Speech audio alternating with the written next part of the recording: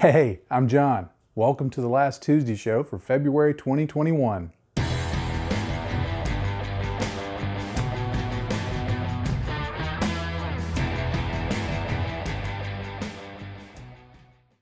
Thanks so much for joining me for the February 2021 edition of the Last Tuesday Show.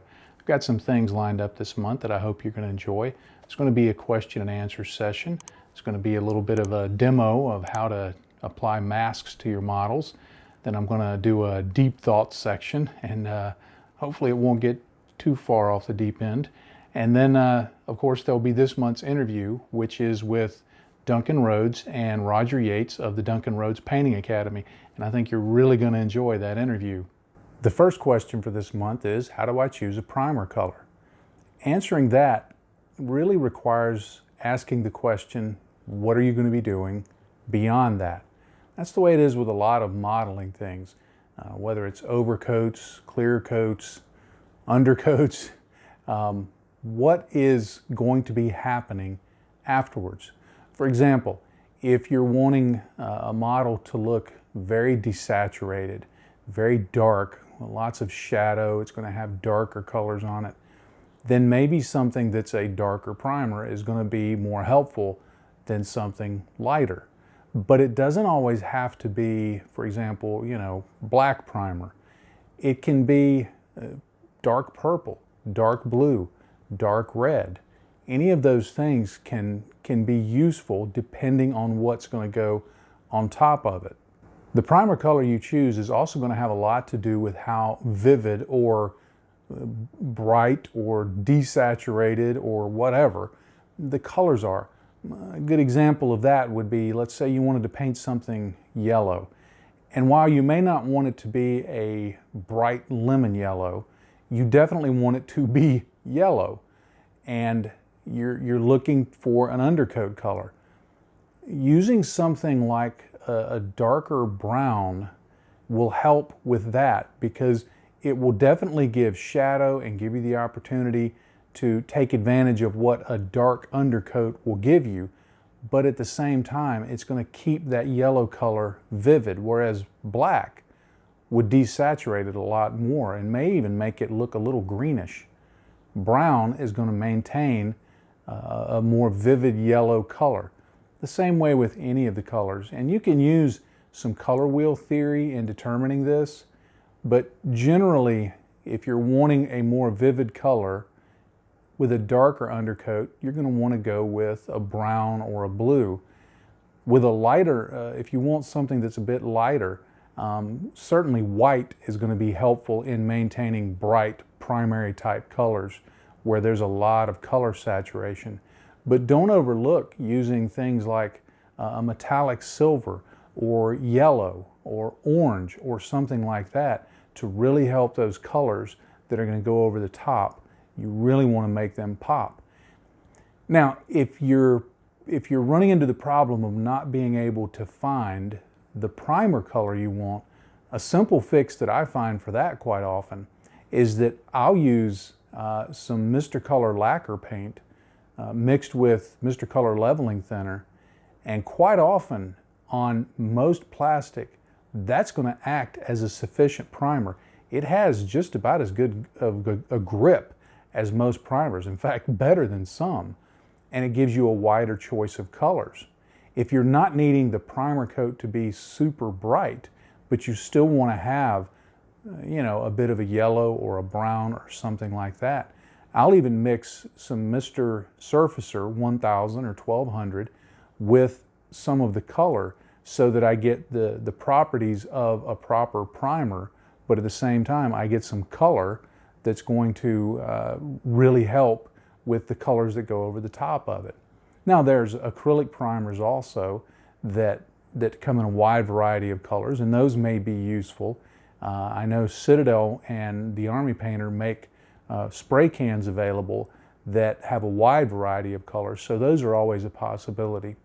But the next time you're choosing your primer color, think about what's going to be going over the top of it and pick your primer color accordingly so that you're not having to fight to cover it or to fight the desaturation that may occur or the brightness that you may not want depending on what you chose. And at the end of the day, if you're not sure, choose a neutral gray color. Gray is going to be the one that it's kind of the all-around default choice, that it's going to be the middle of the road for just about everything, and it works great and it's easy to find. The second question for this month actually kind of follows on logically from the first question that was examined. The second question being, how do I pick a color for my pre-shade? Now, if you're not familiar with that, pre-shading is a technique where you either paint along panel lines and around raised areas and basically filling in all of the details of the model with a darker color, and then go back and paint in a lighter color over those areas, letting just a little bit of the pre-shade color show through. It adds some depth and some shadow and just some visual interest to a model, especially if that model is going to be very monotone in color overall.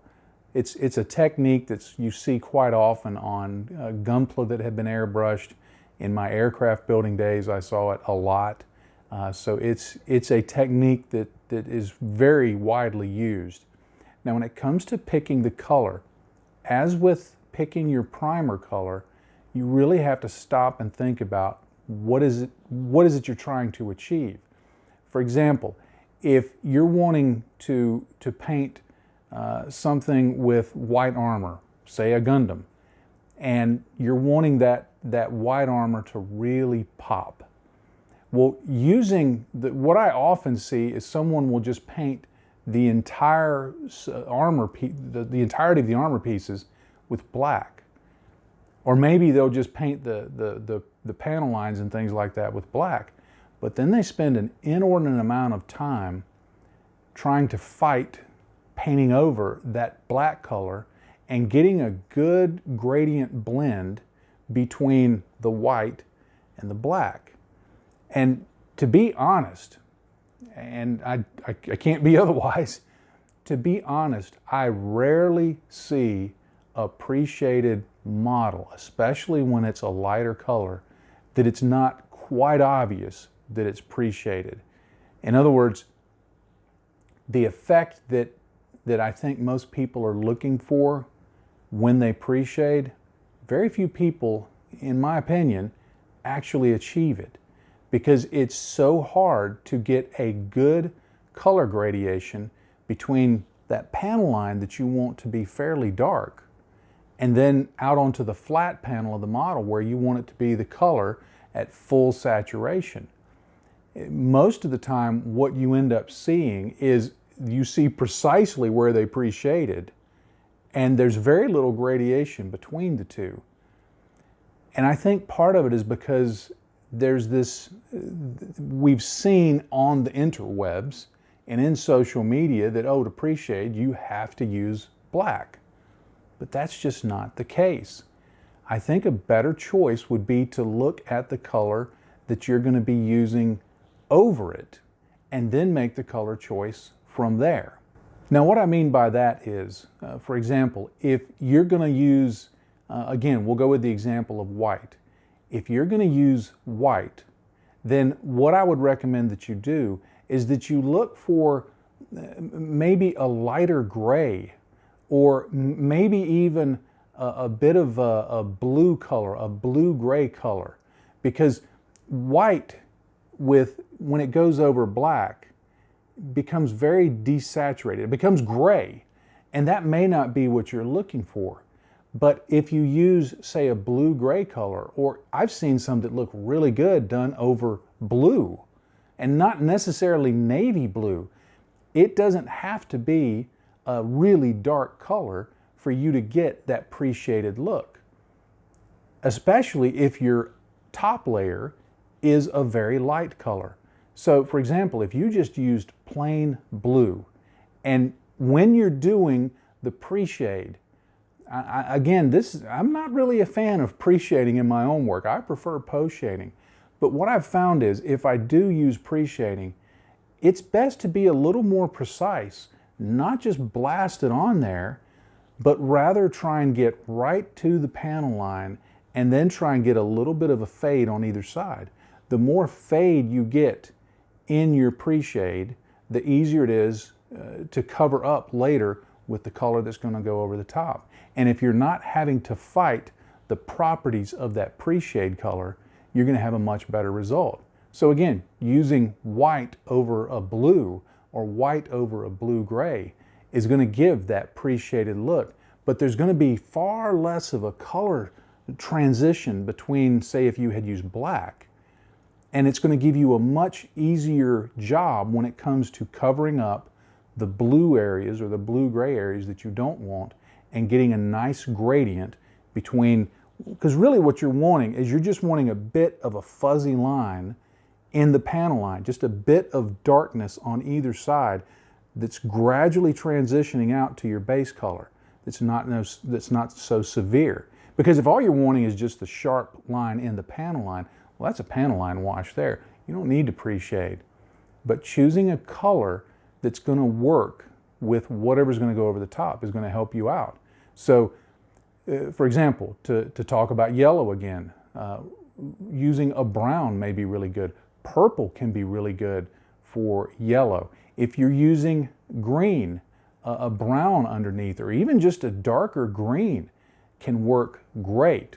The same way if it's a lighter blue, a darker blue underneath is going to be really, really good looking, and you're not going to have to fight all of those things that come with just strictly using black. So when you're picking that pre-shade color, use the same kind of thinking that you might do with picking your primer color. What's going to go over the top? What is a color that will help either keep the color boosted so that you have a good saturation, or if you're looking for a desaturated look, what's going to go with that desaturated look? And what's going to be a more interesting shadow than just by default using black paint as your pre-shade. Here's a simple way to mask off some fairly complicated camouflage schemes, and I'm going to use my old aircraft paint mule to demonstrate this. First, you'll need a piece of tape, and it needs to cover whatever the area is that you're going to want to mask the edge of. Not the whole area, just the edge. First step when you're masking, always detack the tape so that it doesn't pull up any paint. Once it's detacked, put the tape on the model in the area that you want the camouflage pattern to be. Grab a toothpick and trace in any of the panel lines just as a point of reference for later on. Now, using a pen or a Sharpie, draw in the camouflage pattern you want. I like to start off the model and then work my way in. You can draw any shape you want.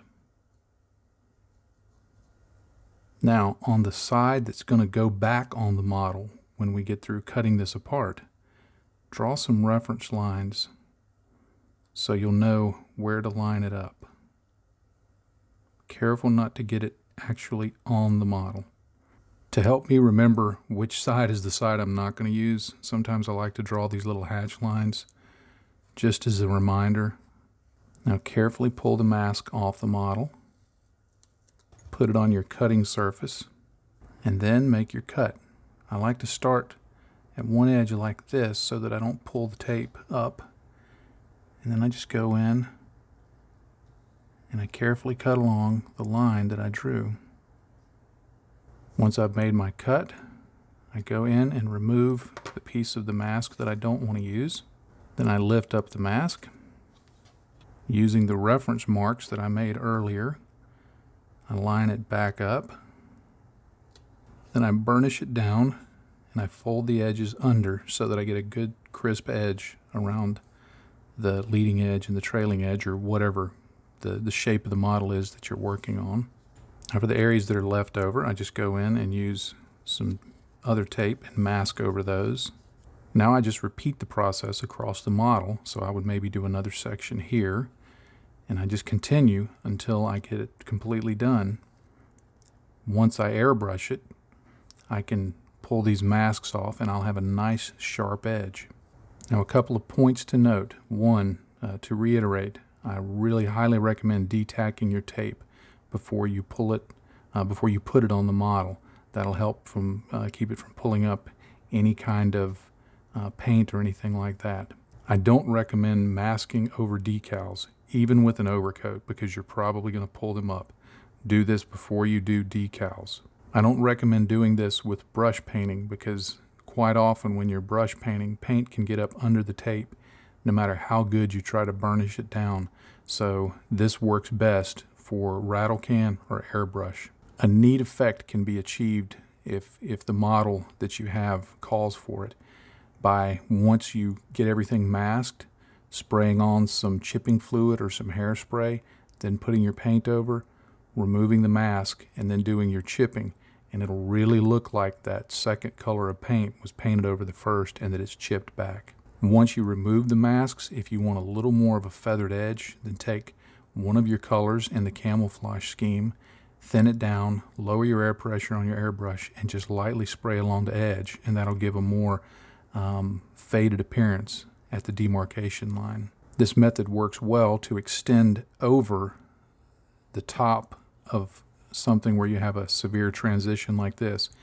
You just put a piece of tape along here, and then you cut a second piece of tape along here, and just make sure they join somewhere kind of in the middle. And then again, you just draw your pattern, pull it over wherever you need to, pull it off the model, cut it out, and then when you put it back on, it will account for all of the curves and shapes of the model.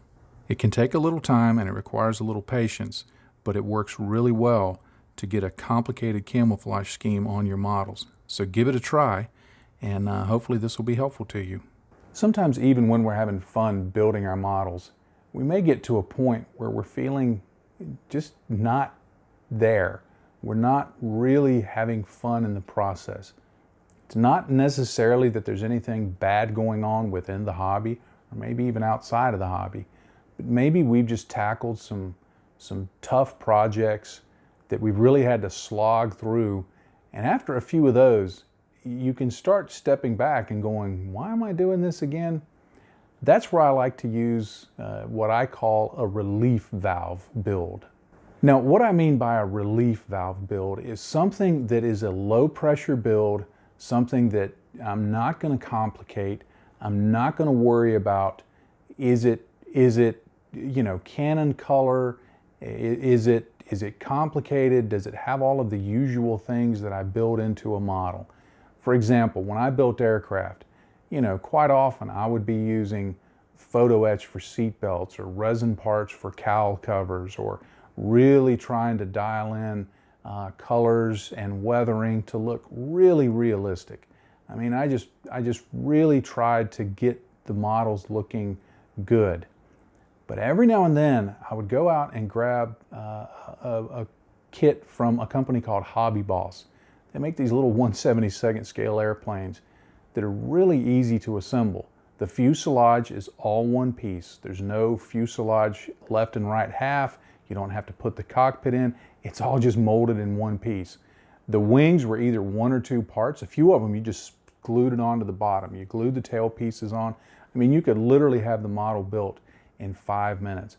And then I would just paint it in a basic paint, give it some basic weathering. It might only take a day, but it was an opportunity to just sit down and enjoy the simplicity of modeling. And I think that's a really important thing to plan into your model builds. I've talked to some folks that the way they do something kind of like this is they just say, okay, every other build is a simple build. Maybe it's every third build, whatever the case may be. They may just wait until they feel the notion coming on. That's kind of the way I've always done it.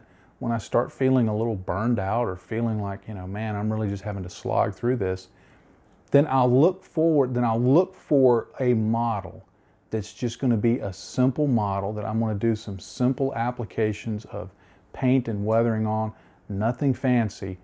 And I kind of use that as a reward for getting through this other model. I leave it like a carrot dangling out in front of me, knowing, okay, let me get this finished up, and I've got that waiting for me. And just having that little mind game going of knowing that I've got something to look forward to has really been helpful.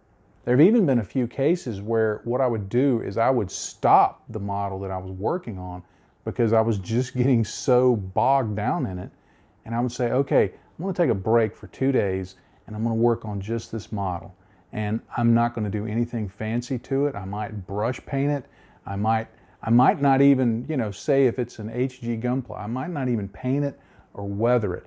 I may just work on snapping that model up, doing some panel lining, maybe even just add the stickers to it and stick it on my shelf. Nobody ever knows.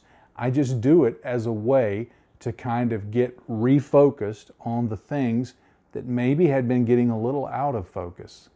So the next time that you're feeling a little beat down in whatever project you have going, look for a relief valve project. Maybe break up what you're doing with it or put it at the end, but have something that you can do that's a low pressure, easy build, doesn't require a lot of filling and sanding, and you're not going to be worrying about, is it the right color, or is it the right, do I have the right decals, or am I going to add a lot of additional aftermarket parts?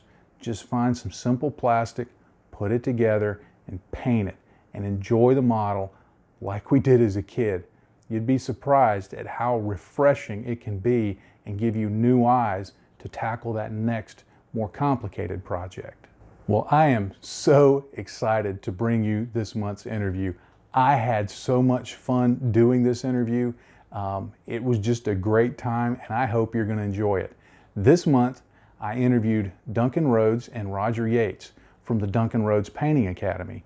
Now, you may be familiar with Duncan Rhodes. He's been on Games Workshop TV for years and years, and in early 2020, he broke out on his own, started the Duncan Rhodes Painting Academy, and has been continuing to put out wonderful videos on that platform. Now, what you may not know, the name you may not know, is Roger Yates. Roger is the guy who has been behind the camera the whole time. He's the one who's worked with Duncan on, how to frame shots and what works for video, and helping kind of build the system that they have together. They're going to go over all of that in the interview. But together, they're a team that I can't tell you how many times I've watched. I love Duncan's videos. I love his teaching style. I love his painting style. And I just love the fact that he's just a really super nice guy. And you're going to find out that Roger is the same way. So here we go with the interview, and I hope you enjoy it. Well, I'm so excited today to be joined by Duncan Rhodes and Roger Yates from the Duncan Rhodes Painting Academy. Thank you guys so much for being here. If you're not familiar with them, where have you been? Duncan, of course, has painted minis for years, both on the Games Workshop channel and now on his Duncan Rhodes Painting Academy website. And of course, the man behind the camera is Roger Yates. You may not have seen him before, but he's been there the whole time. Thank you so much, guys, for joining me today. Oh, you're very welcome. Welcome, John. Yeah. It's nice to talk to you. Great, thank you. To be honest. Yes, it is. Yeah, it's fun. Yeah. Great. Thank you so much, guys. Well, let's jump right into the questions. Duncan, you mentioned in the Void Night video that you've been painting minis since you were 11. It definitely seems like the love of the hobby stuck with you. What do you feel is at the core of your love for painting minis? I enjoy the creativity of it. I like painting a miniature is like, it takes you time, and you've got to practice it to get better, and you start to put in your own little like flourishes and things that you like in it. Painting each miniature becomes an experience of kind of showing your own creativity. And I find that I just enjoy that process of seeing it all come together and, completing it and displaying it. And it's somewhat addictive as well, especially if you start to get the hang of it and you start to get good results. Like as soon as you start getting like something that you're really proud of, you want to keep on doing it. And so I just kept on going. And even though like there's been times when I've waned on it, because of like studies and things and school and stuff, it's always been something that I've been interested in, and I've always come back to it in one way or another. And then when I got the job in Games Workshop Retail, it kind of became my life, I suppose. Yeah. And that a fact. Yeah, that's true. Yeah. I paint a lot of miniatures these days. He lives, breathes, and painting miniatures. Yes. And he doesn't stop. Yeah. He used to make fun of me over lunch breaks, didn't he? Yeah. We'd be painting all day, then lunch would come along. In fact, before work, I'd do some painting before we started. He did? And then we'd work, and then we'd have a lunch break where I'd paint some more stuff, and then we'd have the afternoon. And then I'd paint a little bit longer, waiting for the traffic to get quiet, because I was a nervous driver, and before I drove home.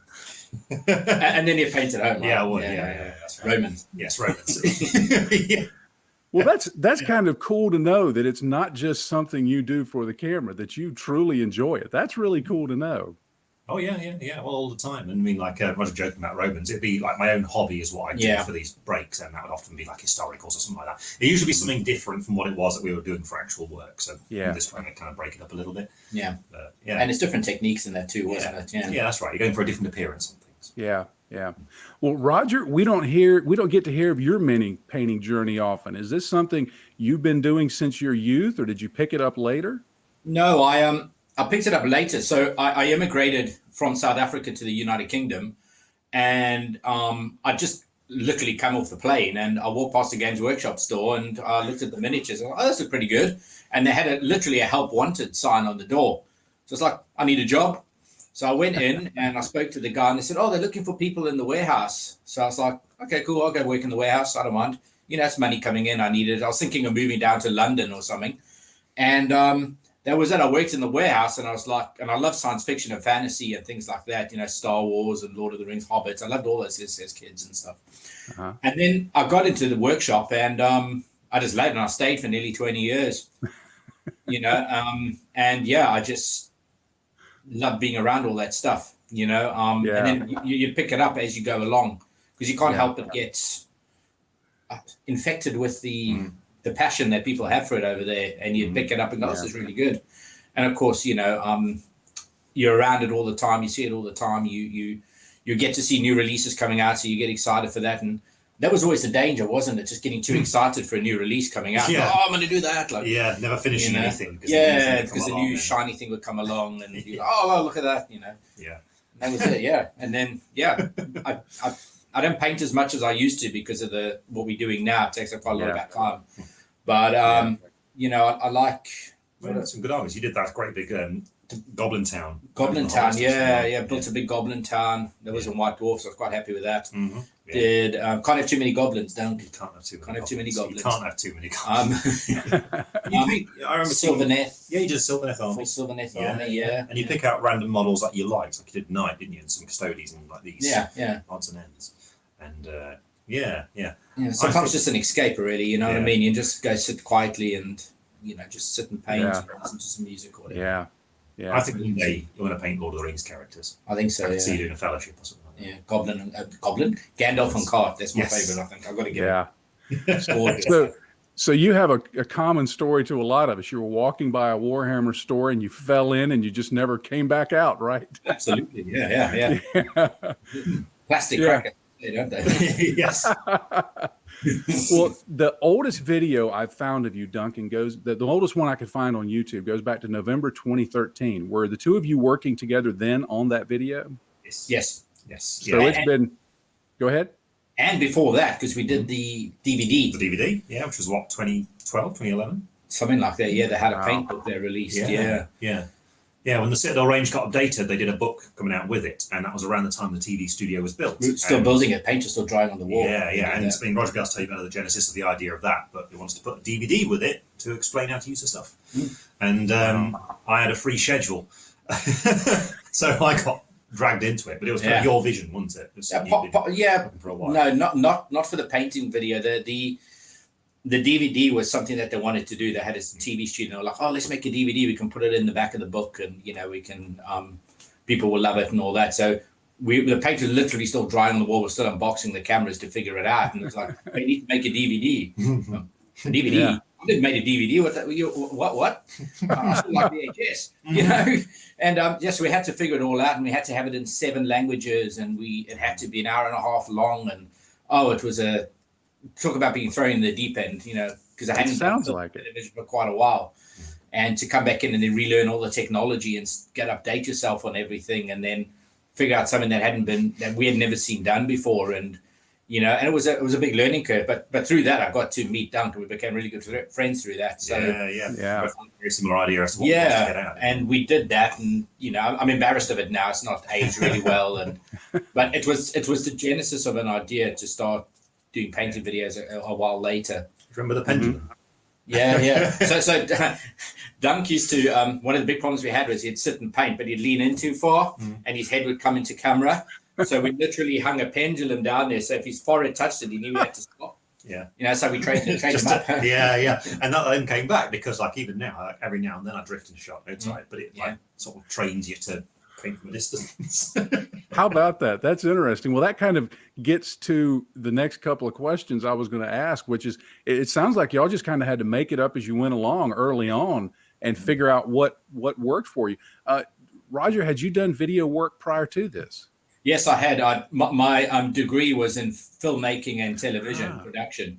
But obviously, you know, South Africa's, besides District 9, I guess, is not really the hotshot of filmmaking at that point. So it's very hard to go and get any work in it. So, you know, I did corporate videos and stuff like that. But, you know, it just wasn't what I wanted to do. And eventually I decided to come over to the UK, and, you know, just quite hard to get film work in that. Hence the reason I was going to move down to London, because that's where, you know, it all was. But yeah, I ended up staying at GW, and, you know, and I was there for quite a few years before they said they wanted a TV job. So I can do that. And I went for the interview and I got the job, and we set it up. And then, Duncan came and he made that DVD with us, and it was me and another guy in there. And then we kind of brought him back how long was it? A year later. I remember a year and a half later. Yeah, I remember the lady that did our schedules and stuff came through, and like, Roger's asking for your help in something. Would you mind like doing some more camera stuff? And I was like, yeah, sure, because I liked the so my favorite part when working on, it was called the hobby team at the time, and they were all about painting content for the magazine, you know, for White Dwarf and stuff, and display armies and things. But as a part of it, you'd always do a little stage by stage painting guide. And when I started doing this kind of thing, there'd be 4 steps, because that's what would fit well into whatever publication. And like, first it would be base coats, then you'd be applying washes and stuff, then you'd be doing like some layering and stuff, and then typically the person would lie, and the 4th step would be like heavy metal quality. I'll be like, And this was like productive, the nature of doing this kind of thing, in that you don't want people to think that you're not very good, right? So you end up pushing yourself, and this is like a slippery slope where for all these years painters would like try and give the best looking model, and I can totally see why that ends up happening. Yeah, so the thing about a guide like that is, whilst it would look great, and I can certainly see why it would end up that way, it's not 100% useful, because, you know, to that painter, what the model will look like is not going to be like as neat as on that guide. Even just things like when you put the base coats in, when it's part way through, you know, like if you're not painted the sword yet, it's going to look messy because you're not base coating your silver on it. So just little things like that in the video, I was finding are so much more reassuring to people. Yeah. I really like that. So when the opportunity came along of, would you be interested in more video? Yeah, absolutely. And then Roger he went to the studio and explained the idea of kind of taking what was on that DVD, but putting more of personality into it. Yes. Kind of like having someone sat with you, and the idea being like, it's kind of the older brother or something like that, sort of explaining how to do the thing. Yeah, the idea was, I mean, it was quite a struggle, to be honest, to actually allow Duncan to show his face, because at that time Games Workshop didn't want any personality at that point. You know, they took all the names out of the codexes, and they just wanted it to be. It was hard. Even some novels and no names. It was very difficult to convince them. But eventually I did convince them and said, look, if you're going to have somebody showing you, let's see a voice, you've got to put a face. You've got to have it. You know, Duncan's you've got to have that relaxing personality there that can just guide you along. And you know, I always felt that, you know, video tuition like this was the best thing next to having somebody actually standing over your shoulder and showing. Like Duncan said, there's some things in the photographs you can't do, so they would have to paint all their base coats really neat, because they didn't want to look like sloppy painters, you know. But on a video, you can say slap it all on. You can show the technique happening. There's no lies, you know. You can't hide from the lies, you know. And that was important to us, was to break down those barriers, and just to say to people, look, pick up a model, pick up some paint. We'll show you what to do, and just follow it through. We're not going to show you everything all the way through, because I always believed it was just quite pointless in my opinion, unless you're showing something very, very specific. Like recently, the non-metallic metal video we made for the Academy. We felt that was one We just wanted to show all the no speeding up, all in real time, because it's such an organic process that you just can't say figure it out yourself. You know, we'll help you so far, but follow what we're doing and you'll be fine the rest of the way. This way, which was like we need to speak, we show you as everything as we can. And for the videos with GW, we just felt we wanted just to say, you got these amazing miniatures, you got this great paint range, great hobby. Let's just show you how to actually now, you know, learn how to paint your miniatures. And we're not aiming for heavy metal. I mean, you know, these guys that are high-end competition painters are phenomenal, but they've been practicing their art for 20 years. And, you know, they spend 6 months on a miniature and things like that. Some of these guys, 99.99% of people aren't ever going to paint to that level, because they just want to pick up their armies and get to that point where they're proud of what they've got, and they improve a little bit every single time, and they can go show their army off to their friends, the gaming club, whatever. And people go, wow, look at that, that's great. And that was important to us, was to break down those barriers and say there is no magic craft here, there's no magic, there's nothing, it's this is what you do, you know. And video, you can't lie when you're showing blending, even if it's simple blending, there's no lies, you know. I'm not Lucasfilm trying to CGI paint over it and make us do, oh, look at this magic special effect and morph it in. It's like, it's Dunk doing what he does and breaking it down in the simplest way. You know, and just making it accessible for everyone. That's all we want to do, is just get everyone the opportunity to be able to paint miniatures that they're proud of. And that's the most important part of the academy. And that's probably... Well, to demystify it, don't we? Absolutely. From the GW era videos, are there any that really stand out to you that were really fun or challenging or something like that? I'm going to leave this one to you. Exactly the same thing I did to you when I saw it. It's all yours. So the first one that comes to mind is Archaon.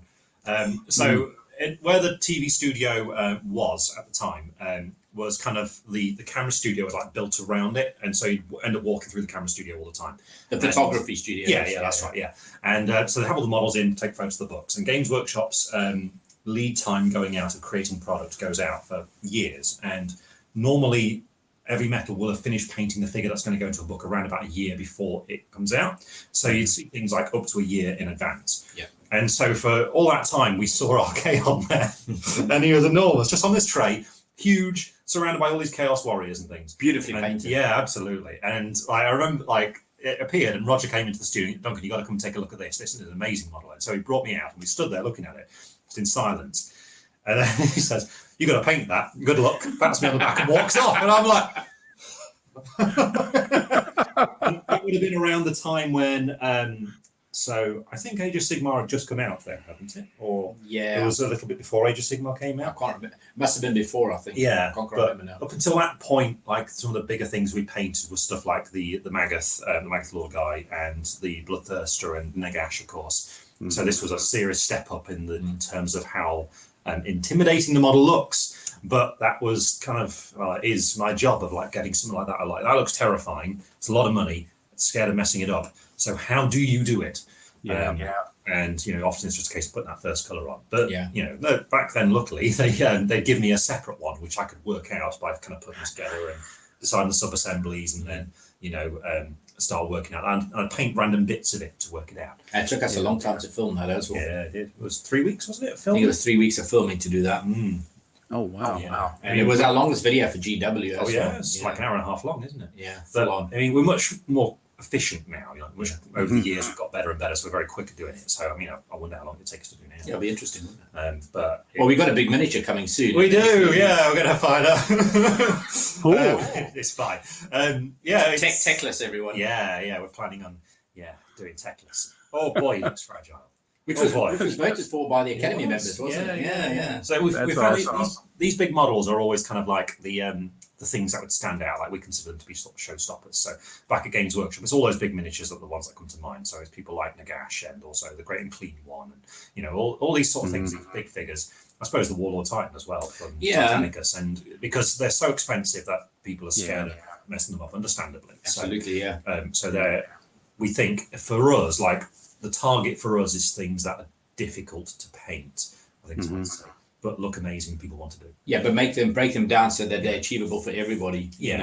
So whilst we do a lot of regular troopers, because that forms obviously the core of what you want to do and everything, those big models are kind of important things to do. Yeah, absolutely. Yeah. Cool. Well, in late December 19, we found out that y'all would be striking out on your own. At the time, your work was in many ways at the top of the YouTube miniature painting mountain.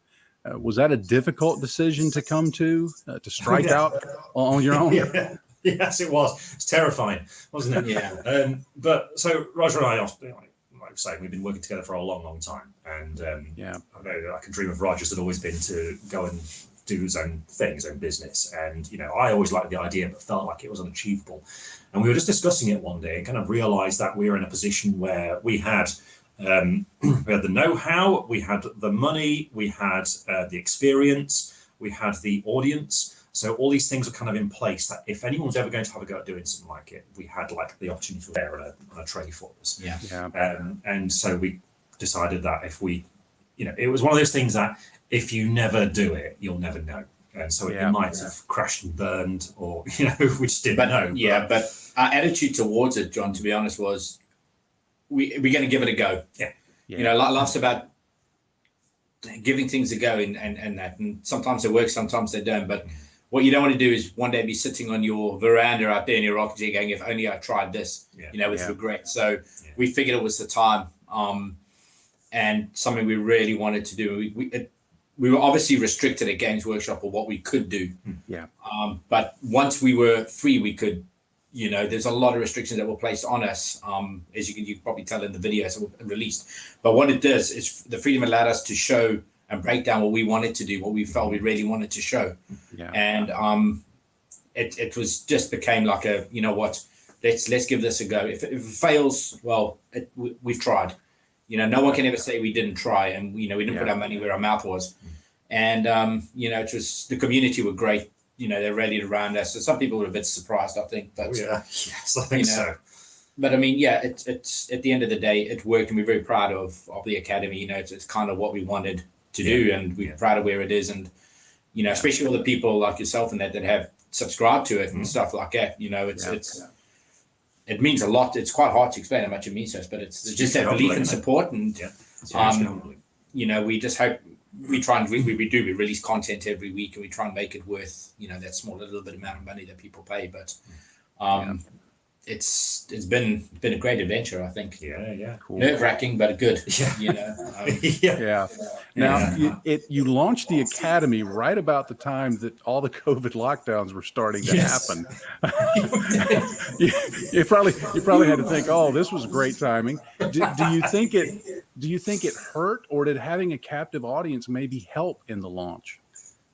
We don't really know. Don't know. We thought about it, to be honest. But... I mean, there's a good argument for both, because on one hand, you can say, captive audience, people want to paint their stuff and be part of it. On the other hand, people want to save the money because no one knows what's going to happen.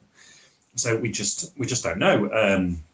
What we did nearly delay things, because it was the week of launch was when, of course, the announcement went out for lockdown in the UK. And we were just kind of what do we do? Can we do this? I mean, we checked all the rules and everything, so we were still able to turn up to work and everything because we had to. We had no way of getting furlough schemes, something like that. That's simply not an option for a small startup like we had. So we could still go, but we were just not sure how the audience was going to respond to it. But we had committed. It'd been a year that we've been building up to it. I suppose. It was about a year. Of from our initial idea of should we do this, and then basically learning, I suppose, about how things work and stuff. And then, it was serious when after we left workshop. That's when we started, investing the money and all this kind of stuff. And at that point, it was we can't really stop now. So we thought we'd just be brave and see what... It was like you said, okay, we're already dancing with the bear. We got to just keep going. Exactly. Exactly. So we had to find workarounds to try and, keep distance. We were in a support bubble, as they call it over here. So, we don't go in. We're just within that small bubble that we have, and we keep trying to keep our distance. And we've marked out studio space. And, we've got all our cleaning gear. We've got all our cleaning gears cleaned up every day and all that. So we follow all of that. because we want to be responsible for it as well. But in the beginning, it was quite nerve-wracking. We were like, "Are you kidding me? Where's this come from?" Like never seen anything like it ever. It's like, It would just be 3 weeks at the time, didn't we? We did, yeah. We could delay for 3 weeks, but we went ahead. Get a few more videos ready beforehand, but we made the right choice. Has the growth met your expectations that you had prior to launch? I think it has, hasn't it? Yeah, I think it has. I think we're making a living from it, and we're independent, which is what we wanted. I would say the first 2 weeks were quite a scary experience because it's like, from nothing, go. I'll tell you something. The first morning, the website crashed. There were so many people signing up. I remember that because I was one of those trying to sign up. Yeah. We were like, oh my God, like, I don't know what's going on. Because we're not IT people. I mean, I had to learn how to build a website. I've never built a website in my life. I had to figure it out. And I'm sitting there going, I don't know what's going on. It's crap. People were contacting. So, we quickly went on to our service provider, contacted them, and then we had to buy a new package in order to support the bandwidth and then transfer it over. And we had a few issues in the transfer, but it's been steady since. I'm by trade, I'm a web developer, and I remember that morning trying to go on and it crashed, and I laughed to myself because I thought they didn't provision enough bandwidth. Because I see that all the time with big websites when they launch, people are wanting to get to it, and bam, you just had this huge deluge of traffic. But I did see, because I kept checking back, and I did see it came back up, and I'm signed right up. So, I'm actually glad it crashed because it meant there were a lot of people trying to get onto it. I suppose if it would have been crickets, it would have been much worse. I think. We laughed about it in the afternoon, but I tell you, we weren't laughing in the morning. Yeah, no. We were laughing. Some might say we were crying a little bit. Shaking hands. Yeah, I bet. All right, so things are rolling along now. It's going good. The subject choices y'all have presented have been quite interesting. Is this something that the two of you collaborate on to decide the paint list? How does that work? We just bounce off each other, but basically, we know that we're known for Games Workshop products, so Warhammer 40,000 and Age of Sigmar are what we're kind of known for, and that, so we know that's our bread and butter. But we also know there's many great games out there. We love Star Wars Legion. We love Dunk is all Game of Thrones. That's his juice. I think that's my favorite poison. game. Yeah, absolutely. The game is great. There's just so many. I've been into loads of different games for years and years. Into historicals and stuff, and every now and then different things catch my eye. Like if you played the Elder Scrolls, for example, as soon as the Elder Scrolls war game comes out, it's like, oh, I'm in for that. So we knew at the start that we were going to have a lot of Games Workshop content there. But there was also lots of things that I liked that I wanted to bring in as well. And so what we just sort of talk about it. The difficult thing is deciding what we're going to do a video on, because there's so many things. And it's like when you got loads of spinning plates, on the holes. It's like we know that World War II is quite popular. We know that we like the Elder Scrolls stuff. We like the Fallout stuff. It's quite a fun game. Great. But you can also show some different techniques, and it's also quite nice. We also like the fact that we can show off other companies' miniatures and bring them to a new audience. So some people are like, "Oh my God, I didn't know there was an Elder Scrolls game," for instance, which is one of the common ones we hear. We do. And we're not endorsed by anyone. We don't get paid for anything. We just do it because we think that's a great miniature, and we also think that our Academy members can look at it and go, like the dragon that we did for Elder Scrolls. Yes, it's an Elder Scroll dragon. But people look at it and go, how the hell do I paint a monster? But how do I paint it in realistic color, if you know what I mean? How do we even approach painting that? And we thought, well, it's an Elder Scroll dragon, but you can take what you've learned from that video, from painting that dragon, and apply it to your D&D miniatures. I'd love to see somebody do that in Lizardmen army. What are they called these days? Oh, Seraphon. Seraphon. That's it. Do an army in a realistic color scheme like that would be amazing. But that was our thought process behind choosing the dragon. It's a big miniature. It looks. It was amazing to see. Amazing miniature. That one definitely is gonna Oh yeah, put a few companies to shame. The quality of that is just yeah. Modiphius took it to another level. Yeah, there's a lot of really good stuff out there, and we kind of like see it and know it's there. That's like what we said. We're not like endorsed by any of it or anything like that. Yeah. It's kind of like we found this cool thing. Look at it. It's worth it. Like, wow, our attitude is it really isn't. Yeah. And the Elder Scrolls stuff is great. So Modiphius is a very small company, and they kind of cut their teeth with Fallout, and they seem to have come to the understanding that Fallout is quite a complicated system. So they've kind of done Elder Scrolls by simplifying things a little bit. So I could see the two of them kind of balancing out in what they're the details about. But they want to forge out in making narrative experiences. So it's almost a role-playing game. And they then, as they've grown a bit, they then expanded into their first plastic kits on frames, which have got lots of small pieces, because you can see they're kind of taken from the resin. And so to get the same pose, it's like lots of little bits. But for a first go, a plastic kit that quality is amazing. So and brought that dragon out. It's enormous and it's so good. It's such a great kit. It fits together amazingly. Yeah. It looks cool. It's actually surprisingly well balanced. Even if you don't put the wings on, it will stand on its own. Even without the base, it rocks a little bit and settles.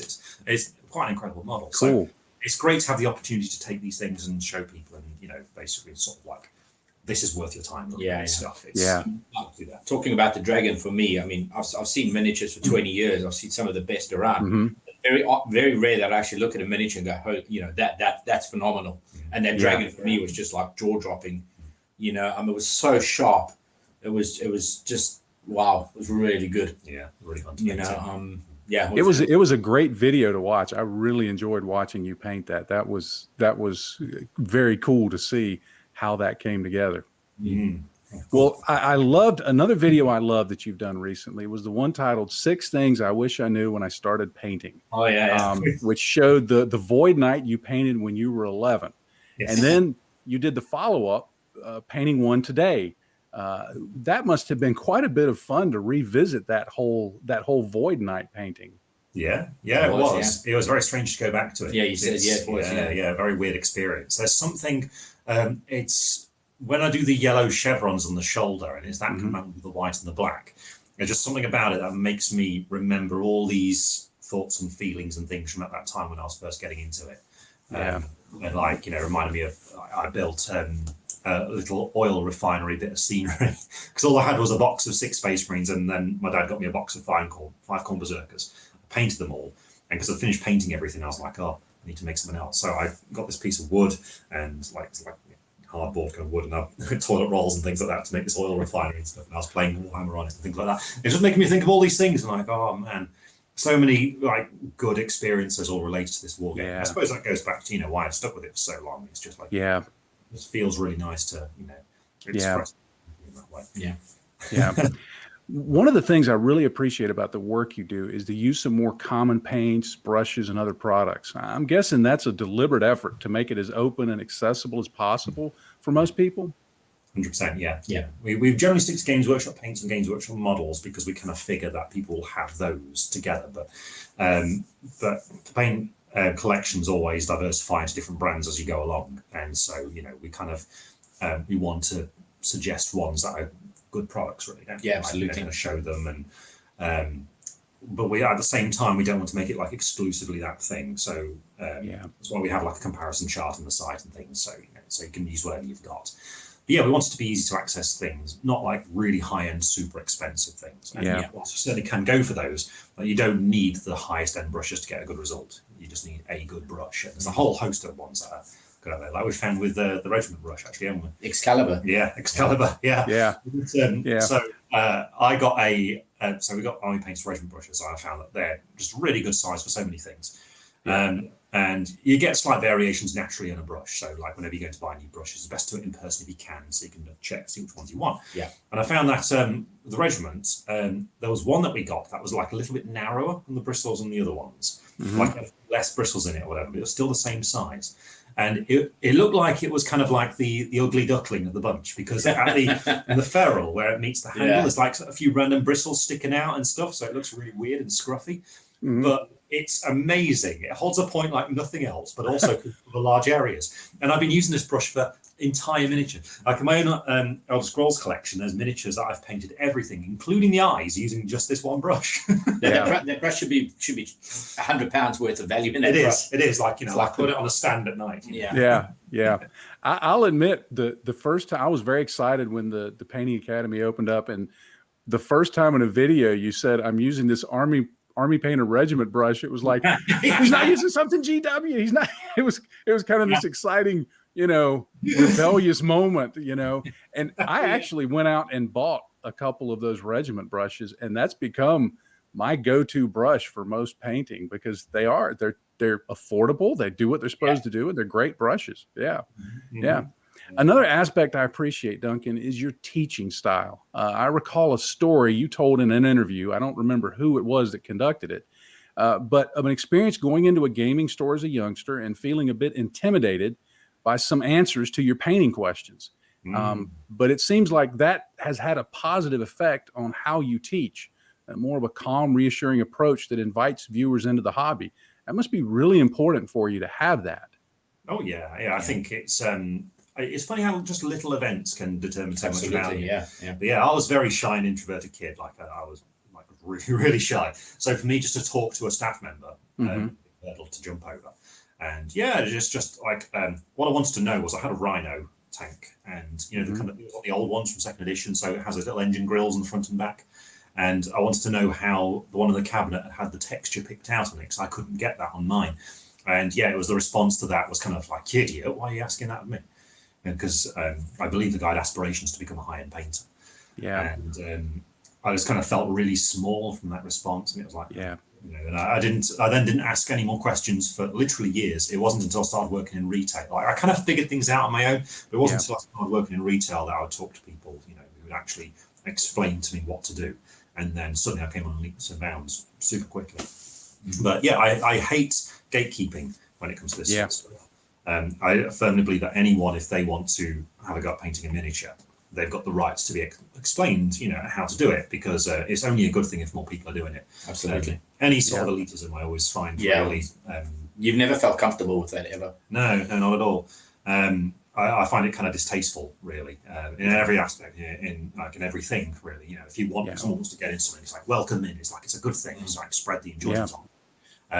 So they have a bad experience, can put them off. And I did see that in retail. Actually, there was one day when we had so on bank holidays, we'd have a Challenger staff kind of day. And I remember we had one kid came in who looked really shy and nervous and stuff, but we were super busy because there was loads of customers. We were having to do intro games, and there was also one of us having to play against one of our regulars all the time. It'd be a kid, as we were doing the staff versus customers league thing going on. And anyway, so to keep this occupied, we just had him play against another kid in the store, and he got absolutely thrashed by a very competitive build army, and you could see he was a bit upset by it. And he had a full tower army, done a Farsight enclave tower army, all conversions like that. And this was back when before the modern Farsight miniature. It was years ago. And he just packed up his stuff and left, and I felt awful. It's like, no, and I was like, no, please stay. Before he left, like, oh, please, we'll do another game. I'll play against you. I'll show you how it goes. He's like, no, I've got to go, and just left. And I felt so bad about that. It's like, he's going to remember that for a long, long time. It's going to be, if he ever comes back to the store to play again, it'll be a long time from now. Yeah. So you might have just gone and put that figure case under his bed and never touched it again. Exactly. Yeah. These things can be fragile. So So I'm very much against that sort of thing, which I think is kind of for what we do now, it's worked out very well. Yeah. So, I mean, I suppose we've always just wanted to break down the barriers, and that's what it is. It's if you have the passion for it and you want to paint and want to try, then we'll do whatever we can to help you, and I'm in our way, and just show you that you can do it. It might take you 20 years to be as good as your favorite high-end painter that you follow on whatever channel, but you've got to start somewhere, and you do. Yep. There's nothing wrong with making mistakes. There's nothing wrong with not looking at your miniature, and you just be happy that you've done something and you put paint to plastic. Just never that's the important part, because you will get better every time. Every time you put paint to plastic, you're just going to get better. Just keep positive and enjoy the process and enjoy it, and you'll get better. I've always in my videos, sometimes I'll say, anybody can do this. There's nothing, I'm not special, anybody can do what I'm doing. It just takes time and practice. And I will say the approach you take to it helped me a lot, because I had been modeling aircraft for many years and felt like I was fairly good at that. And in 2017, I made a pivot to doing nothing but sci-fi. And I saw some Warhammer vehicles, which I liked, but I looked at the figures and I thought, there's no way I can paint these. I'm not a figure painter. And it was about that time I ran across your videos, Duncan. And the way you approached it made me go, I think I can try this. I can't do it like this guy, but I can do this. And so it really did help me. So thank you for that, because it really has been a benefit. It's quite funny to mention that, because I think that's an itch I want to scratch for a while now. Is I've quite fancy doing a Spitfire. It's been such a long time. I used to do model airplanes before I discovered Warhammer. And I remember doing a Spitfire when I was a little kid. I was quite fancy doing one of those again. I think that'd be fun. Yeah. They're fun. That was my plane that I built. I built 84 Spitfires when I was doing aircraft in about 11 years. So I loved doing those. Well, what does the production of a typical video look like? How long does it take? How do you keep things efficient? Kind of just briefly walk us through what you do in that process.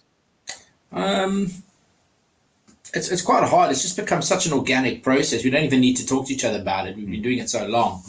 It just kind of works. We basically film for 3 days of the week.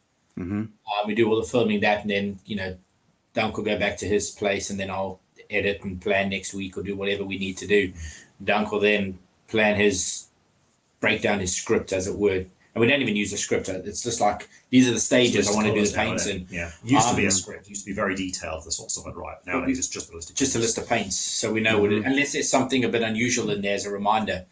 And then basically I'll just get the script. I'll break it down into what I think the shots need to be, what we can emphasize. And then we just go and we shoot it and download it and go on the next one and edit away. It's become we can make, depending on what the content is. The fact that we can, we could have done a Knights Desecrator we did in 3.5 days.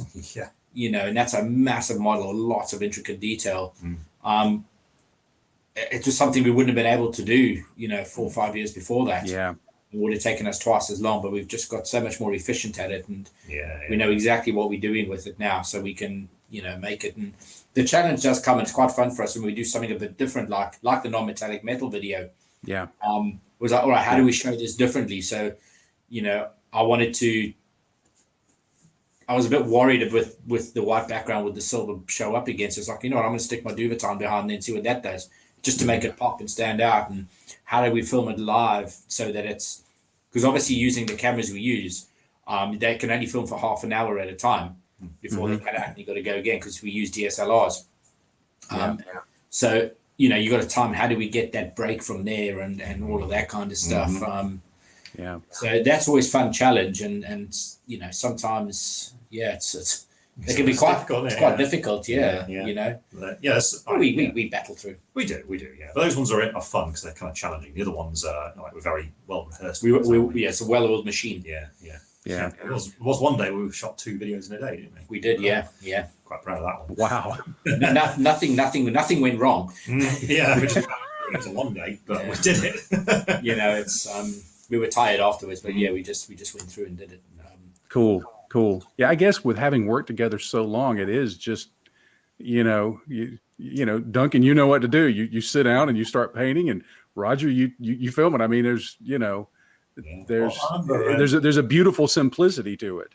Oh yeah, there was quite a long process, and Roger training me was about giving him shots to edit to, and that was kind of a thing that I had to gradually learn. But nowadays it is something that I subconsciously think about, as we're doing a shot of trying to allow Roger the choice of if I'm talking to the camera and stuff, it's not at the same time messing up anything else. So he can choose what shots he wants. So in his mind, he can create the narrative of the video. The funny thing is we also rehearse before every shot. So we just got to make sure that, which is nice because we can bounce off each other and say, would the viewer understand what we're trying to say here?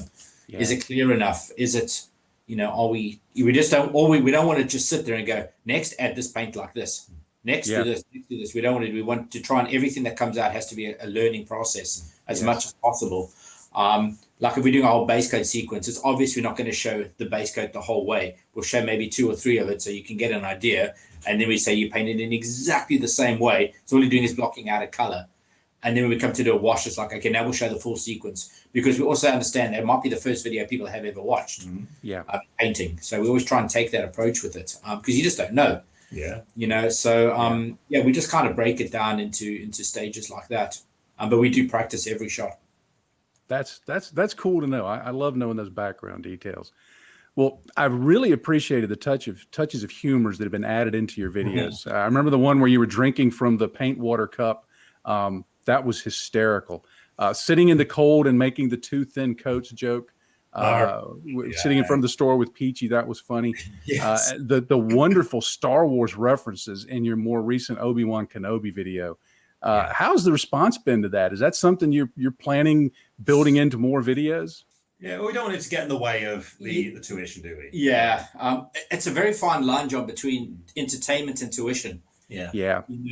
We obviously we want to teach people how to paint, so we try and keep it to a minimum. But there are times when it's too easy, and we just have to do it. Yeah. The Metallica one was another one. We put in a few Metallica puns in that one. Yeah. Well, we were so good because we wanted to also put in fade to black at the end. Yeah, we did. It's like, now we're going to fade to black and see the completed model. And we're like, oh, we forgot it.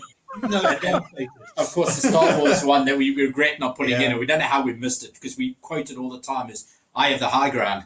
And we just forgot it. We're going to base him on a grassland space, so he looks like he's on perhaps on a hill, as if he's on the high ground or something like that. And we just forgot it. We were so disappointed afterwards. Yeah, I mean, we didn't. When it came to the academy stuff, we didn't.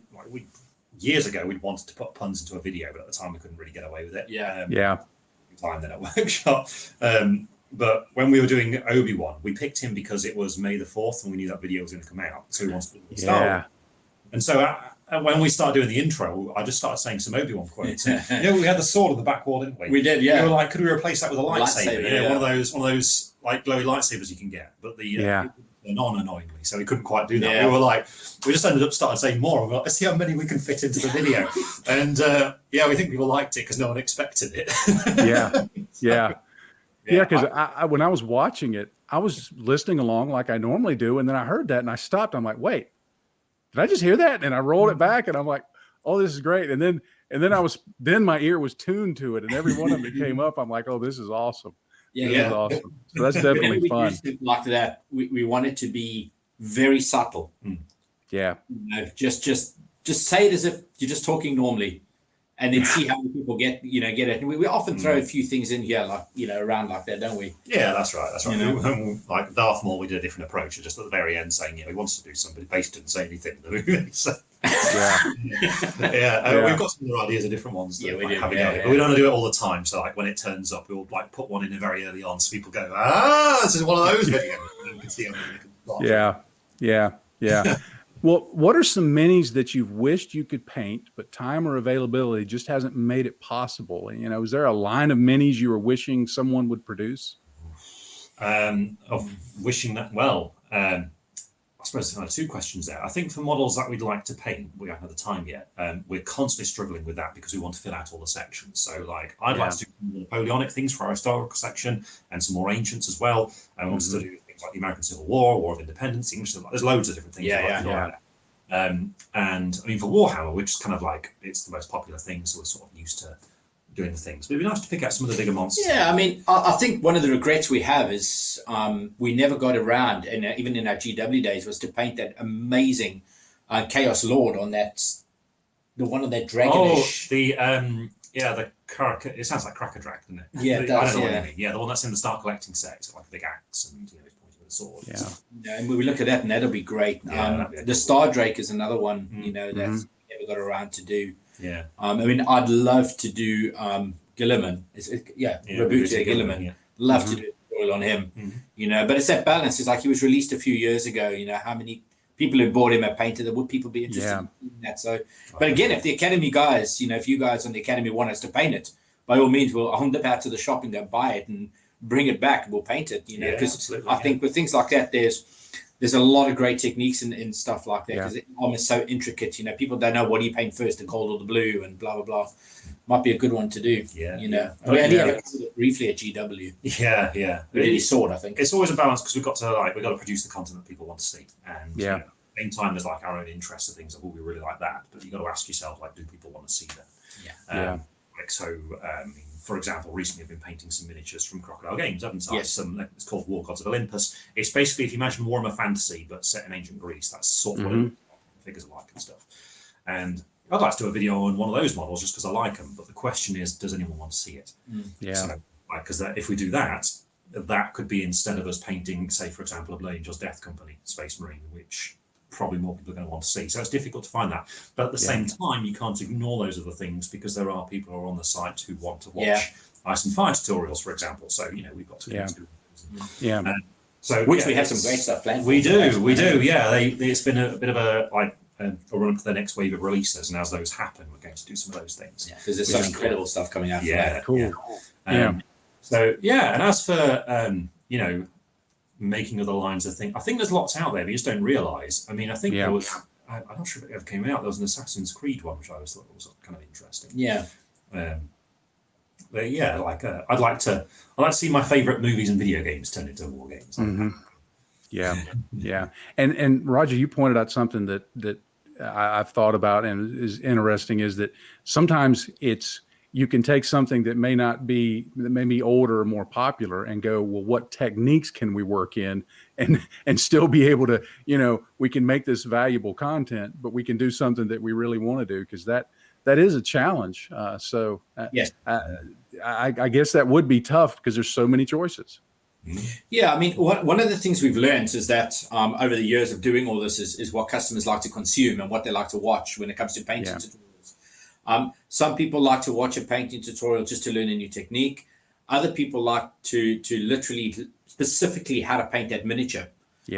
And that's what they like. So there's so many different varieties. Some people will watch and go, well, I really like the way, you know, Duncan's painted the lens in that Space Marine using a gem effect, for instance. I'm going to watch that, but I'm painting Imperial Fists, for instance, instead of Ultramarines, but I really like that lens effect. I'm going to use that. And that's what we're trying to be conscious of that. You know, it's one of the reasons why we introduced the technique section in there. And we know that people, because it appeals to everybody, no matter who you are, what you paint, there's something in the technique section. And in this year going forward, we're making more of a conscious effort to add to that. And we've got some good plans for that coming up. Which we're looking forward to. You know, non-metallic metal was the first of an advanced technique. You know, it's not the way we paint. It's not the way most 99.99% of people paint. But if you want to learn that technique, and you can still come and learn it, and you can try it and see if you like it and stuff like that. It's a good primer for it, isn't it? Yeah, it is. But there's ones like how to clean your brush, you know, how to look after your brush, things to just simple stuff like that. 101 stuff that a lot of people just weren't aware of because they've never been shown or they've never seen it done. The figure case one is another one that took us by surprise. Yeah, you expect quite so many people to. Yeah, that's still on YouTube, is still going up, and there's just comments after comments, and you know, people either like it or they can't get the magnets or the sheeting, and it's like, we're just making a suggestion, guys. This is how we store our miniatures, and it works perfectly well for us. We've used this technique for years. You know, it's how we store the studio miniatures. It's how Duncan transports the miniatures from his home to work, and how you know, and I've got big stacks of them. You know, it's just a guide to say, try this if you like it. You save you some money on figure cases or whatever you want, and if you don't dig it, you don't dig it. You know, but we like to add stuff like that in because it's useful, isn't it? It is. We found it useful. Yeah, it's nice, sort of like evergreen content. Yeah, absolutely. Yeah, and the basic ones are a good one. Yes, we like it. It's really fun. Like, it's like making a little piece of an environment. That's. I think basing is one of the coolest ways to practice skills, where you're not having to worry about, you know, because a lot of people worry about, I'm going to mess this model up, you know. But if you're practicing stuff on basing, you get done, you can just carve it off and go again, you know. So that's a good point. Well, Roger, will we get to see some of your mini work in video? Maybe a collaborative effort. We're going to see you painting anytime. Well, the pressure's on now. Yeah. Yeah, maybe. Yeah, some photos of them. Yeah. I like the free folks. Yeah. They got some good releases coming out. So Yeah. I'm excited for that. I talked you into trying them out, didn't I? Yes. Yeah, those sets are cool. You get like an all-enclosed starter box set, and whichever faction you go for, you just get that starter box set for your faction. Yeah. Everything else, Yeah. walls, everything stored in there nicely. I think for me personally, that's a template of how, you know, a starter set should be. You can transport everything in it. It's easy, and everything's made for you, so you don't have to build anything. If you want to go play the game straight away, to already a different color plastic.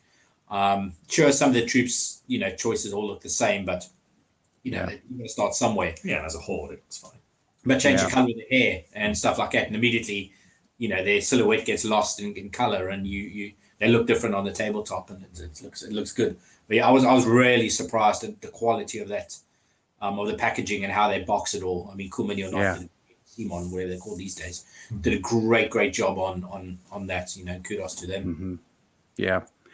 All right, Duncan, a few years back, I recall an interview where you mentioned getting involved with historical reenactments. Is that something you still do? Yeah, obviously not been able to for this last year or so, but yeah, I do. I do Napoleonic reenactment. It's because I'm a huge Napoleonic nerd. Actually, I used to go to these. I'd be sent to things like AdeptCon, and I'd be there doing these painting seminars and things. And I'd invite people to ask me anything they want to during the course of these things. And inevitably, someone would ask, "What else do you paint?" And I'd be like, "I love Napoleonics. I'm a huge nerd for it." And they're all like, "What? That's not Warhammer." And I'd be like, "Yeah, I know, but there's no managers here, so it's fine." Yeah. So I used to talk about it a lot, and like I did dabble with some medieval reenactment, but I'm not a big guy, and there are lots of big guys doing that sort of thing, and they like to hit each other really hard. They take it seriously. Yeah, I was at one. I was a standard bearer, so I had to go back to holding this banner and stuff, and a guy got dragged off the field, and this conversation behind me. Right, I couldn't see him, but there was like paramedics around this guy who was lying on the floor, and they're like, "Sir, we need to cut your chainmail vest off." And he's like, no, because it's so expensive. So don't go it off. Sir, you've been injured in the eye. And so I glanced around, and he had like blood coming out of his face. I found out later what had happened was someone had poked a blunt spear at him, and it had gone around his eye. So it hadn't punctured it or anything like that, but it had gone around under the eyelid and back out and scratched in there. So it was like, you know, it was bleeding quite heavily. And so he was like, no, don't take my chainmail. And the paramedic goes, "Sir, if I take this off over your head, your eye might come out of its socket."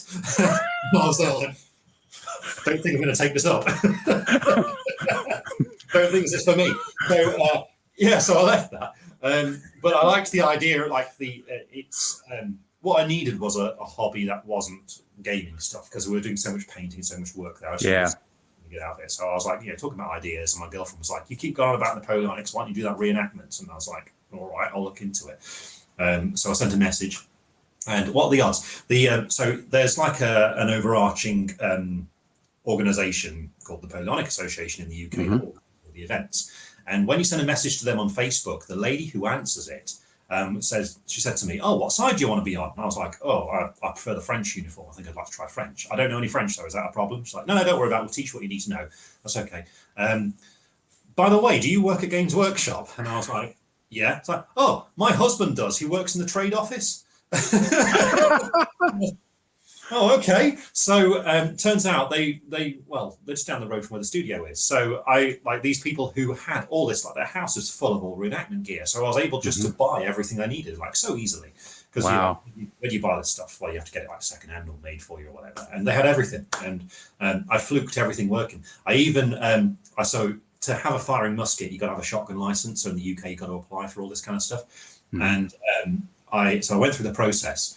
And it went through really quickly. And when like one of the policemen was talking to me about it, I was like, "Oh, I'm really impressed with how quickly he did it." And he's like, "Yeah, it's because we want to do it faster than those people over in Nottingham." Turns out Nottingham police don't like each other very much. Their firearms department tried to outdo each other as to who can get the process done better. Organised and all this kind of stuff. So it went through really quickly. So within my first year, I had my license and everything, and I was there firing a musket on the battlefield, having been trained how to use it and stuff. That was really fun. Don't get me wrong, it's incredibly nerdy, right? But everyone who's there, they love it. They all have a great time. It's like it's a little bit of a party in the evening, as everyone's sat around the campfire singing songs and stuff. If you're French, the British ones, on the other hand, Yeah. Well, so more serious. Yeah, so I don't know the British very well, but there are a few people who've kind of defected from the British and joined the French. And as the stories go, each regiment, like each group, they all have their own different standards, but some of them are very strict and they want to reenact the history like completely. I'm just there to basically have a good time, sit, you know, field for a weekend, you know, like in the sun and having a good time. But yeah, some of them they'll assign sentries and stuff, and like, you know, the officers eat before the men, and the men only get to eat like it's bread and cheese, and that's all you're allowed. You know, in fact, it's like rumor has it some of the British units like that. Now I don't know how true that is, but on the French side, because more people want to be British, specifically people want to be riflemen generally. The French are much more lax on the rules. So whilst they still want to be really good in drill and stuff when they're actually doing a display, when it comes to what you're going to eat, it's like, brilliant, we're going to have chili con carne tonight. Way, you know, it's cooked in a big pot, and you'll get given out. And it's really good fun. That's cool. And I find it so funny that to kind of get a break from the hobby of painting miniature soldiers, you went to be essentially a full-size soldier. Yeah, a full-size toy soldier. Yeah. Yeah. I don't know. Well, I've had a good time. And the funny thing about it, right, in the group, there's lots of people who play Warhammer. So it turns out there's quite a bit of crossover here. And the first time when I was in an event, so the unit I'm in has a dummy musket that they let people use when you're training and stuff. And because I hadn't actually got my license yet, I was using this dummy one. But it's real in terms of how heavy it is and what it's like. And it's got a sharp piece of flint in it, right? And we were in this, I realized they have an event where they do the battle, which is kind of like set on a script almost. It's like a display for people. And then they have other ones where the officers are kind of playing a war game against each other. And there's like a adjudicator who's counting as to who's doing better. And there's like a winner determined by that. And so we were doing all these like maneuvers and things and sneaking and stuff. It's a bit like playing paintball or something like that. A little bit like that. And anyway, as I was like sort of practicing loading my musket and stuff, I cut my thumb on the flint and it was bleeding. And I was like, oh no. And I didn't have like anything to wrap it and stuff like that. Has anyone got like a bandage or something like that? And the guy next to me in his pack, he had that sort of stuff. Anyway, he got this stuff out. He told me after the battle, he was next to me in the line. He's a hobbyist. And he realized then I was who I was. And he was like, oh my God, Duncan's next to me. Yes. Stop bleeding. You need that thumb. So, apparently he was too nervous to say anything to me then. Like, I have no idea why people might be nervous to say hello to me. But anyway. But yeah, we had a good chat afterwards. And I discovered after that there's loads of people in this group who play Warhammer. And they all suddenly twigged that I was from Games Workshop. And like all of a sudden they're like, oh my God, it's Two Thin Coats. Surcoats. Yeah, Surcoats, yeah. That's funny. Yeah, they're a great bunch of guys, yeah. That's funny. Yeah, there's two groups. Yeah, if anyone ever wanted to see what it's like, I'm in the 45th. And yeah, there's cool. The 21st as well. But we all tend to mingle together. So. Now, I have to ask you, the guy that you were talking about that got injured in the eye in the medieval, at any point, did he quote Monty Python and the Holy Grail? Did he say something like, it's only a flesh wound? Please tell me he did. He should have done. He should have said, 'tis but a scratch. Yeah. No, I think he was scared of losing his chainmail. Yeah, that's awesome. Oh, that's crazy. Well, what? Now I'm in explosives, so I can hardly complain. What does the future hold for the Academy? Are there any new areas you'd like to tackle and new styles of presentation? I know I've talked a little bit about that, but what do y'all have coming up that you're excited about? Well, we're really looking at expanding our technique section because people really like that kind of thing. We definitely want to fill that out. And we've got a few like ideas of kind of unusual subjects that people won't expect that we want to make some like enjoyable content out of. So I think it's quite entertaining. Yeah. And there's some other stuff, but we can't really talk about it yet, can we? Yeah. We'll get in trouble.